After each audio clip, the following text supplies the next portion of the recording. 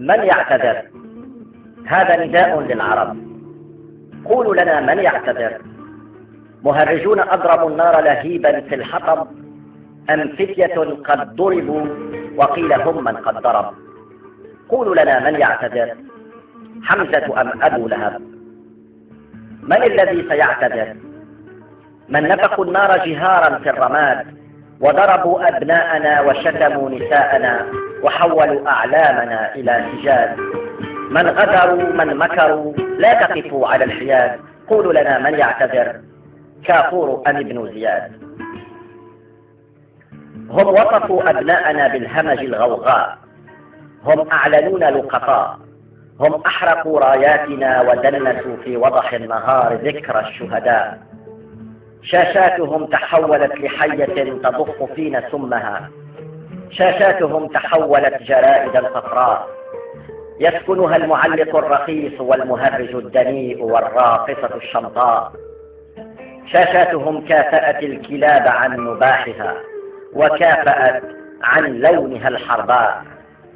هل بعد هذا كله تعتذر الجبال عن شموخها؟ تعتذر الأشجار عن قدرتها؟ هل بعد هذا كله يعتذر محارب الصحراء؟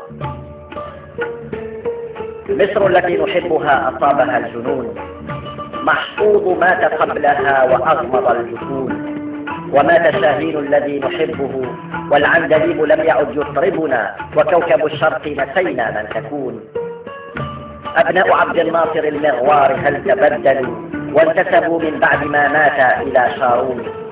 مصر التي نحبها هل خرجت عن جلدها وغيرت نهدين كانا تحفة ونفخت شفاهها بالسيليكون؟ هل مصر فعلا أصبحت خريجة سجون؟